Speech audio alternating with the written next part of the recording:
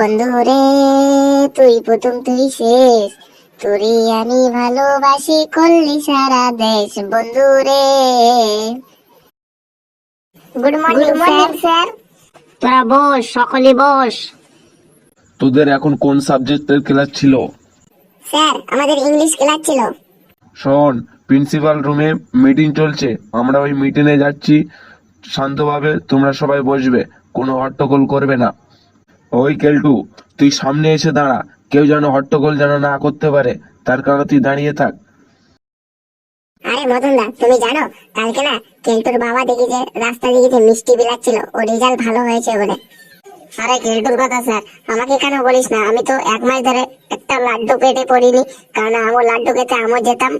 আরে মদনদা আসতে বলো, আসতে, কারণ কেলটু যদি শুনতে পায় যে ওর বাবার দেওয়া মিষ্টি লাড্ডু আমি খেয়েছি, তাহলে আমার প্লাস্টিকে লাগবে।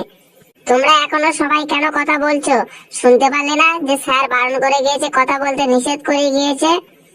তোকে ওইখানে দারোয়ানের মতো দাঁড় করিয়ে রেখেছে বলে তুই কি নিজেকে নিজে বড় মস্তান বলে ভাবছিস নাকি? এই ক্লাসে সবার ছাড়া ভালো স্টুডেন্ট আমি, সবার ছাড়া আমি ভালো লেখাপড়া করি ও ভালো ভেবে আমি প্রশ্নগুলো উত্তর দেই। তোদের দেখাশোনা করার জন্য স্যার আমাকেই একমাত্র এখানে দাঁড় করিয়ে রেখে গিয়েছে। শোন কেলটু, তুই একটু লেখাপড়া করিস বলে বেশি তুই ভাব দেখাচ্ছিস, কারণ আমরা কি লেখাপড়া করি না? হ্যাঁ ঠিক আছে, তুই একটু লেখাপড়া করিস বলে, তার কারণে আমার স্কুলের সবাই জানে, স্যারও জানে যে হ্যাঁ তুই একটু ভালোভাবে লেখাপড়া করিস ও মেহনত করিস। আমরা মেহনত কি কম করি? তোর ছাড়া আমরা ভালো মেহনত করি, তাহলেও কি আমাদের মাথায় অতটা কিছু আসে না? শোনো মদনদা, তোমরা যদি মেহনত করতে তাহলে আমার ছাড়াও তোমরা ভালোভাবে লেখাপড়া করতে পারতে ও পরীক্ষার রেজাল্টও ভালো করতে পারতে। শোন, আমি আর মদনদা আমরা কিন্তু ভালোই মেহনত করি, তোর ছাড়াও কিন্তু আমরা ভালো জানি। তোকে আমরা ছোট করতে জানিয়ে পারি না বলে, তার কারণে আমরা অত বেশি তোকে জ্ঞান দিতে পারি না। তোরা যদি আমার চাইতে যদি ভালো যদি লেখাপড়া করতে পারিস তাহলে দেখা আমাকে, আমি একটু দেখি তোরা কেরাম আমার ছাড়া ভালো পারিস। আরে মদনদা, কেলটুকে দেখানোর সময় এসেছে। কেলটু ছাড়া তুমি ভালো পড়াশোনা করতে জানো ও ভালো ভেবে পড়তেও পারো, তুমি আজকে ওকে দেখিয়ে দাও তো তুমি কিরম স্টুডেন্ট। না না, আমি না, কেলটু তুই দেখান দে যে ওর ছাড়া ভালো স্টুডেন্ট, ওর ছাড়া ভালো ভেবে তুই পড়তে পারিস, একটু দেখাই দে, আজকে ও দেখুক। আমি যদি নিজেকে জ্ঞানী বলে প্রমাণ করতে পারি, কেলটুর তালি মান ইজ্জত সব ধুলোয় মিশে যাবে। কেন আমার মান ইজ্জত সব ধুলোয় মিশে যাবে কেন? কেননা আমি তোকে স্নেহ করি ও তোকে ভালোবাসি, আমি নিজেকে বুদ্ধিমান বলে প্রমাণ করতে চাই না, কারণ যাতে তুই ছোট হয়ে যাস তার কারণে আমি তোকে আমি কোনো কিছু বিষয়ে আমি ছোট করতে পারি না। তুই নিজেকে বড় চালাক বলে ভাবিস, বড্ড বড় না? আমাদেরকে তুই ছোট করার জন্য কত কিছুই না করিস, আমরা তোকে কত বড় করে দেখার জন্য কত কিছুই না আমরা করি। তোকে বড় কিছু হওয়ার জন্য আমরা যাতে লেখাপড়া না করে যাতে তুই একটা কিছু বড় হয়ে কিছু করতে পারিস, তার কারণে আমরা কোনো কিছু বলি না। তুই নিজের সম্মান মান সম্মান সবকিছু ভেবে চিন্তে আমরা এই পর্যন্ত এসেছি। সারা লোকে যদি মুদিখানায় স্কুলে যেখানে যায় না কেন তোর মান সম্মানে টানাটানি করুক, এটা আমরা কোনোদিন চাই না। আর এই মদনদা, তোকে যদি এখন যদি একটা যদি প্রশ্ন করে তো তোর মান সম্মানটা কোথায় যাবে তুই নিজেও সেটা জানিস। এখন যদি এমন একটা প্রশ্ন করবে সে প্রশ্নের তো তুই তো উত্তর খুঁজেও পাবি না, তার কারণে সেসব মান সম্মান ভেবে তোকে আমরা ছোট কখনোই আমরা করতে চাইনি।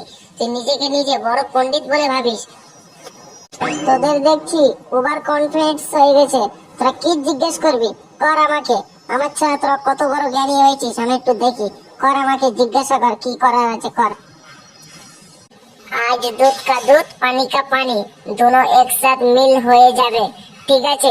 কেলটুদা, তুমি ওকে প্রশ্ন করো তো দেখি ও কিরকম উত্তর দিতে পারে। চল ঠিক আছে, তাড়াতাড়ি অ্যানসারটা দে। 25 সাথে 75, 75 সাথে 20, 20 সাথে 20 ভাগ করলে কার কত পড়ে থাকবে? 58 পড়ে থাকবে। তারপরের প্রশ্ন বল। বল 47 সাথে যোগ করে 91 সাথে ভাগ করে রাত দিয়ে যোগ করলে রাত কত পড়ে থাকবে? 17.18 পড়ে থাকবে। পরের প্রশ্ন বল। খেলাটা তো ইন্টারেস্টিং বটে, ইন্টারেস্টিংও জটে, খেলাটা তো খুব তো জটিল গেল, ভালো করে বলি।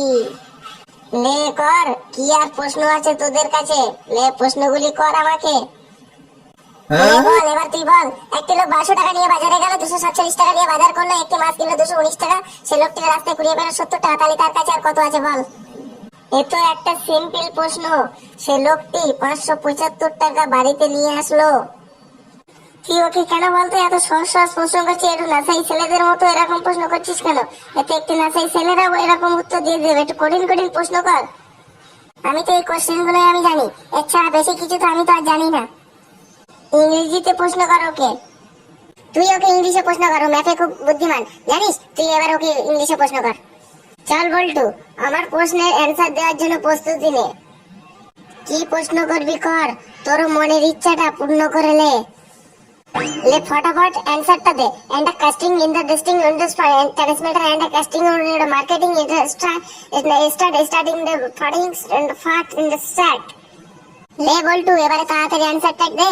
আমার বেলা সহজ সহজ প্রশ্ন পেয়ে খুব তো তাড়াতাড়ি ভালোভাবে উত্তর দিয়েছিলি, এবারে অ্যান্সারটি দে। ছেলেটা কনফিউজ হয়ে গেছে বটে, ছেলেটা 7 জনেও এরকম কোশ্চেন শুনিনি বটে। কি হলো, ফটাফট অ্যান্সারটি দে, তোর মুখ বন্ধ হয়ে গেল কেন? আরে তুই কি জিজ্ঞাসা করলি সেটা তুই বল। দেখ কেলটু, দেখ মদন দা, দেখ খোঁজকে, তোরা বলিস ও টপারম্যান, দেখ এমন প্রশ্ন করেছি ও প্রশ্নটাই ভালোভাবে বুঝতে পারলো না, তাহলে অ্যান্সারটাও দেবে কিভাবে? তোরা ওকে টপারম্যান বলে ডাকিস না? দেখ টপারম্যানের কি অবস্থা হলো আজকে। আচ্ছা ঠিক আছে, তুই যে আমাকে প্রশ্নটা করলি, তুই আমাকে কি জিজ্ঞাসা করার জন্য প্রশ্নটা করলি সেটা আমাকে আগে বল।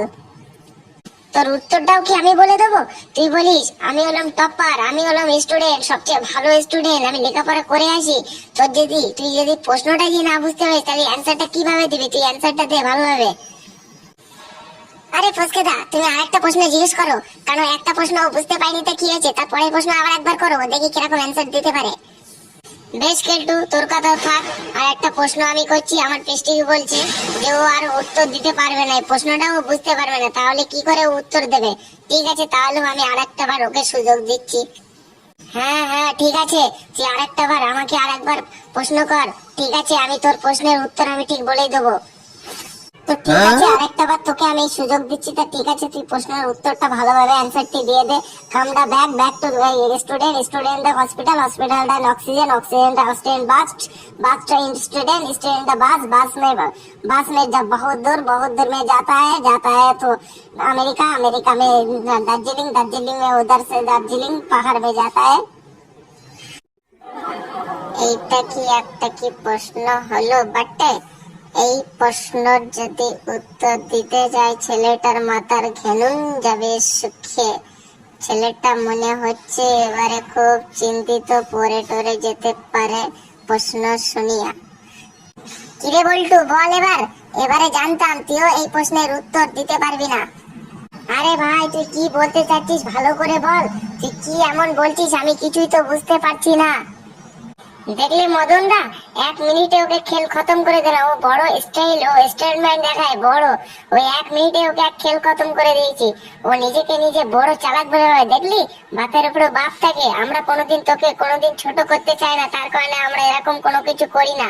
দেখলি 1 মিনিটে তোকে কি করে দিলাম আজকে। বেশি ভাষণ দিস না, যেটা বলছিস সেটা বল, বাংলাতে বল, বেশি ইংলিশে বলতে হবে না, ওটা বাংলাতেই বল। এই স্যার চলে এসেছে, এবার ইংলিশের স্যার চলে এসেছে। Good morning sir. Okay sit down okay ও আমার কোনো ছাত্রছাত্রীরা, আজকে তোমাদের কি পড়াবো? স্যার আজকে কোনো পড়াশোনা হবে না, আজকে কোনো ড্যান্স বা জাদু খেলা হোক স্যার। তোকে না এমন মারবো তোর পেছন একদম ঘুরে সামনের দিক চলে যাবে। তো দেখাবো ড্যান্স, দেখাবো ম্যাজিক, দেখবি? আমি এখানে ড্যান্স দেখাতে আসিনি, আমি এখানে জাদু খেলা দেখাতে আসিনি, আমি এখানে ইংলিশ ক্লাস করতে এসেছি। তোরা বল আজকে ইংলিশ গ্রামার পড়বি না ইংলিশ বুক? স্যার আজকে আমাদের ইংলিশ গ্রামার পড়ান তো। ইংলিশে আমরা আজকে বাঘ বাচ্চা বানিয়ে দিন স্যার আমাকে। Very good. আজকে আমাকে ফলো কর, তোদের আজকে আমি বাঘ বাচ্চা বানিয়ে দেবো। আজকে ইংলিশের দিকে একটু ফলো রাখ, তাহলে তোরা আজকে বাঘ বাচ্চা হতে পারবি।